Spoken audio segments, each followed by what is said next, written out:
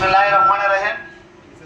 আজকের এই পৌরসভার সম্মানিত সভাপতি, আমার মুরব্বী ভাইয়েরা, চাচারা, সবার কাছে আমার সালাম। আসসালামু আলাইকুম ওয়া রাহমাতুল্লাহি ওয়া বারাকাতুহু। দেখেন, আমরা 17 বছর ধরে নির্যাতিত হয়েছি।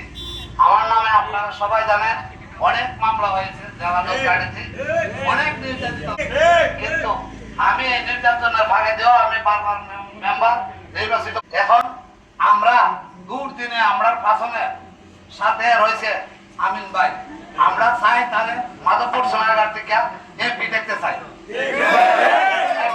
আর একটা কথা হলো, দেখেন, যে কোনো রিক্সা ড্রাইভার যে কোনো টাইমে আমিন ভাইকে ফোন দিবেন, ওরা ফোন রিসিভ করবে। যদি কোনো কারণে ফোন রিসিভ না করতে পারে, ওরা ফোন ঘুরাইবে। সে এমন একটা লোক যে কোনো মানুষের কথা বলতে পারবেন রাস্তাঘাটে।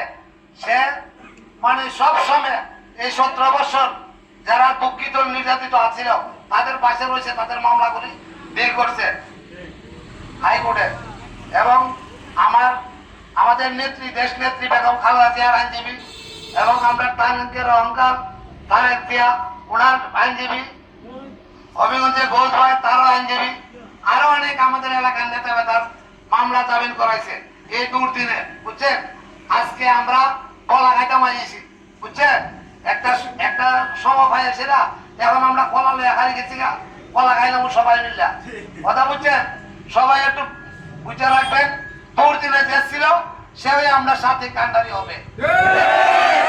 আমি আমার মজপুর, সুলতানপুর, নজরপুর, ডুমপাড়া, মেহেরপুরের পক্ষ থেকে বলতেছি যে আমরা আমিন ভাইকে এমপি দেখতে চাই।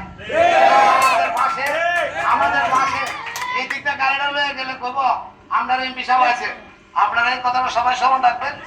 আর আমার ভাই আপনাদের দেশের কথা বলবো, সবাই নাম কোয়া তো সম্ভব না, তারপরে বাইরে দেশের কথা কয়ে আমরা সান্ত্বনা দিব।